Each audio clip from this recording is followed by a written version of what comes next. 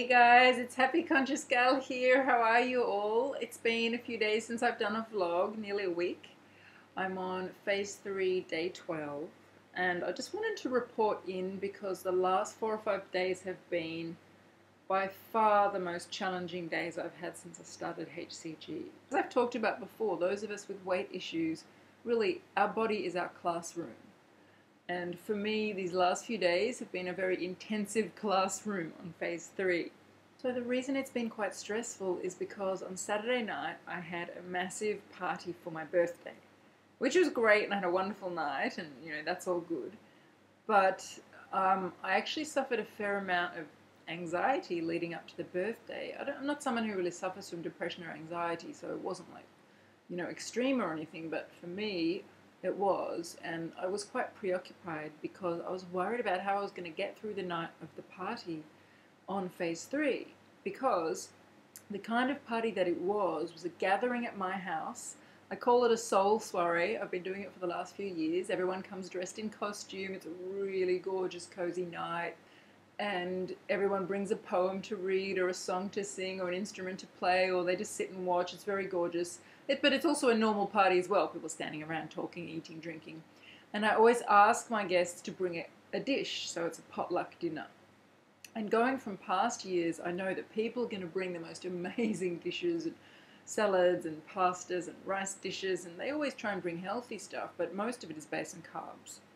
And also people always bring these amazing desserts, and then, people bring chocolate and cakes. And also, I always go to the supermarket and buy a whole lot of snacks to provide to my guests. So I go to the supermarket and I buy chips and corn chips and crackers and cheeses and many, many kinds of nuts and lots and lots of chocolates and lollies, we call them. I think you call them candies, different kinds of sweets, M&Ms and all that sort of stuff. I buy tons of that. And I usually set it up all over the house. Now, normally in the past, in that hour where I set up my party, I snack on so many of the lollies. I mean, I can't even convey how much I normally eat on the night of my party. I'll be eating and snacking while I'm setting it up. And then when the guests start to arrive, as I'm opening everything, I'll snack some more. And then once the party starts, the whole night, usually until 4 or 5 in the morning, I'm constantly grazing on the meals people have brought and the desserts and the cakes and all the snacks and the chips and the lollies. And it's just like, I probably eat more in the one night of my birthday party than in 6 months leading up to it in terms of junk food. And I've done this since I was a child. I mean, I've had a massive birthday party every single year since I was a child. Depending wherever I've lived in the world, I've always thrown some sort of party. Some of them were big, drunken ones in my youth. And then they became more creative ones, and then as I've gotten older, they've become more sort of soulful, spiritual parties like the one I had this week. But the one recurring theme was that I have always given myself full permission to totally gorge during the party. I don't know why. It's something about, I'm in my own house, I'm surrounded by all the people I love, this whole night is celebrating me, everyone's bringing me presents, I'm going to allow myself to eat whatever I want, I'm the birthday girl. And I will eat all of this junk food, and I literally will just snack all night. And people usually stay till 2, 3, 4 a.m. and we're sitting around at the end of the party. We've all got great big bowls of corn chips or chips and we're eating them while we're talking. This has always happened every single year. And so leading up to this particular party this week, I knew that. I knew that that's what I've always done. And I was, on a very subtle level, in a mild panic about it. Because I'm on phase 3. At that point I was on about day 8 or day 9 of phase 3. I can't be having carbs. If I do that, it'll be a cut of my LIW. Massive. So I was really stressed. So in the days leading up to the party, I started doing more and more baking. And thinking, what can I make? What can I put in the fridge that I can snack on during the 8 or so hours of this party? If you think the party starts 7 p.m, it's going to go 8, 9, 10, 11, 12, 1, 2, 3, probably till about 3 or 4, so 8 hours. And I knew I was going to be tempted the whole time. So I filled my fridge with snacks. I made all my special little, low-carb cookies and low-carb brownies and all sorts of things. And I filled one section of my fridge with a ridiculous amount of stuff that I couldn't possibly have eaten in one night. But it was just like it was coming from anxiety. And on the night before my birthday was on the Friday, on the Thursday night I did a big chunk of baking. And I stayed up really late. I stayed up till like 3 a.m. doing it. And I filled that part of my fridge with all this stuff. And I woke up the next morning on my birthday 2 pounds above my LIW before the party had even come, just from snacking on all these low-carb desserts while I was making them all night. And probably just the simple stress levels raised my cortisol, got me to retain water, got my body to hold on to fat.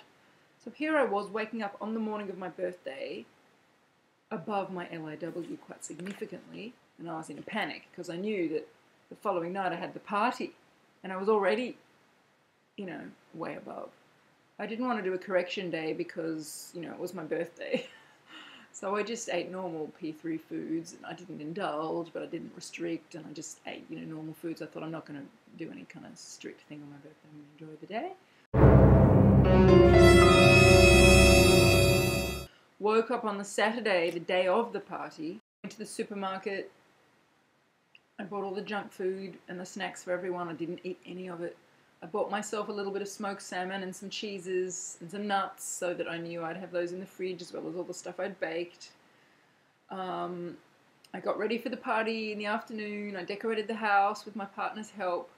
And then just before people arrived, I set out all the food. And you can see in the pictures all the food that I've got set out in packets, everything unopened, ready to be opened when people arrive. And it was really surreal laying out all these packages of things that I knew I couldn't eat. And I was like, how am I going to not eat any of these, knowing my history that I normally gorge on the night of my party? But I was determined not to do that. I have to say I did do one clever thing, which was to eat a big plate of cooked fish and some asparagus before the guests arrived so that I didn't start the night hungry. So for the first couple of hours of the party, I really didn't need to eat anything. So that was a good strategy. And so then people started arriving. We had a wonderful night. The theme of the party was 2012, whatever inspires you about 2012. So I decided to dress up as a Mayan priestess or a Mayan goddess, as you can see here from the pictures. And so I was really happy with how I looked. And so I did have some motivation to not eat because, here I am wearing this costume that I never could have fitted into before HCG. Normally when I would wear a costume previously, it would always be a mini skirt because the only part of my body that was ever slim was my legs. I don't think I've ever gone to one of my own birthday parties in a long skirt since I was in my 20s and slim. So the fact that I chose a costume with a long skirt that didn't show off my legs, that showed naked shoulders, which is the bit that I normally would have hid, it showed my arms, which I normally would have hid, showed that I felt comfortable enough with my body to wear anything in the costume shop. Anyway, so people bought lots and lots of yummy dishes and desserts and main meals and everything. As you can see, the house was full of food and I couldn't eat any of it. The most bizarre part of the evening was when my parents came out with my big birthday cake, which was this incredibly indulgent cheesecake, covered in chocolate, strawberries and all this. And I blew the candles out and cut the cake, but I knew I couldn't eat any of it, so that was pretty funny. But, I had my stash of low-carb treats in the fridge, and as you can see here, I actually made one look a little bit like a piece of cake. It was a chocolate brownie, low-carb brownie, and I put some plain sugar-free cream on it, ate that while everyone else was eating cake. I just secretly went into my bedroom and ate it. I didn't want to eat it in front of people because I didn't want people asking me, why are you eating different food from everyone else? I just didn't want to go into all of that. So every now and then I'd slip away and eat something. And also throughout the night I was grazing on nuts and lots of different cheeses and olives. And I ate way too many calories, but the option was either eat that stuff, which is low carb, or eat the food in the party that everyone else is eating. And I was never going to do that. So I figured, you know what, we'll just eat the low carb things like nuts and olives and cheeses. And that's a million times better than what I would normally be doing, which is eating all the sugary, carby crap. Anyway, so by the end of the night, which went till about 5 a.m., I had eaten a huge amount of fat. But I did not eat a single thing with carbohydrates in it. And I was packing up food at 5 in the morning, putting away all these plates, and normally I'd be snacking on it, oh, I don't want to throw out this food, I'm going to eat it quickly before I throw it out, all that stuff. I didn't do any of it. At one point I got cake on my hand, and I didn't even lick it. I was just like, amazing. When I look back and think what I achieved that night, okay, I ate a lot of fat and I ate way too many calories and there was a consequence the next day on the scales. But I cannot believe I got through a whole night and didn't eat any of the chips, any of the cakes, any of the beautiful meals people had cooked. I didn't eat the bread, I didn't eat the crackers, I didn't eat the dips. I mean, it was miraculous and it was in my own house. So for me, that was the ultimate test. But you know what the most extraordinary thing was? There was not one point in the entire night where I was even tempted. I didn't need to use willpower.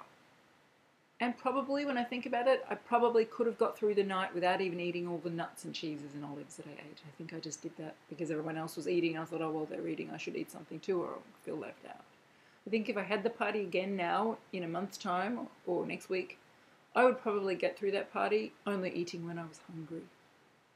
I wasn't doing the hunger scale during the party. I didn't bother with that. I just thought I will give myself permission to eat when other people are eating so I can feel like I'm participating. But what was interesting was I realized something very, very, very big at the end of this party at 5 in the morning. When I looked back and I realized that I really had not been tempted to cheat. I hadn't even eaten one single M&M. I realized that all those other years when I had been gorging myself at my party, it had been for emotional reasons. It was nothing to do with the food at all. Oh my God. I realized that those years when I had my birthday party, even though I always had a wonderful night, seeing all my friends and feeling so loved and having such a wonderful people there and having so much fun, I always knew that at the end of the night, everyone would go home and I would be by myself again. And I would always feel so depressed when the party was over. I'd be surrounded by a room full of mess and balloons and streamers everywhere and plates of food everywhere and all these presents to open, and I'd be completely by myself. And I used to just cry because I was like, well, I've got all these friends, but now I'm alone. All this love, and now I'm alone. You know, and it was so hard because I was always single. I never really had boyfriends. And I think that all the gorging I used to do during my party was like trying to fill myself with as much love and happiness and joy as I could while everyone was there, knowing that when they were going to leave, I was going to be hit by this absolute tsunami of loneliness and depression. And as I said, I'm not someone who really suffers from depression, but that one night of the year was always really, really hard for me. And this year, I didn't have any of those emotions running because I'm with my life partner now. We've been together for a year. I feel very stable and solid. I know he's in my life, you know, for good. We're planning to get married. And I knew he'd be there at the end of the night. So I didn't have that compulsion driving me to eat. Starting HCG, I've done so much work looking at my emotional issues and clearing them that even if I was still single, I don't think I would have had the urge to stuff myself with food. I think I would have probably been able to go into a room in the party and breathe and feel my feelings and allow myself to feel lonely or scared and maybe have a bit of a cry and allow myself to feel it and then go back out into the party. I don't think I would have needed to use food to stuff myself like I used to buffer myself. And so realizing this at 5 in the morning, it was like, oh my God, the compulsion to stuff myself and gorge myself with food throughout the party wasn't there. So in fact, I didn't need to fill my food with low-carb treats, and I didn't need to fill my whole house with nuts and olives and cheese, and I didn't need to graze on those all night because in actual fact, the compulsion to eat wasn't even there. I didn't need any willpower. I didn't need all those backup reinforcements. But I didn't know that I didn't need them until I had the experience. I needed to go through this process of going through all the anxiety, preparing for it, and then going through that whole night of all that temptation and not feeling tempted and not needing willpower, come out the other end to realize I have changed. I have changed in my life. I'm not that single woman anymore. I'm now someone who's in a loving relationship. And I'm not that emotionally crippled person anymore. I've done a lot of work on myself, and I don't think I would have gorged even if I was still single. So what an amazing thing to have realized, and I wouldn't have learned any of that if I hadn't gone through this experience. So I feel very grateful now. It's been a huge learning.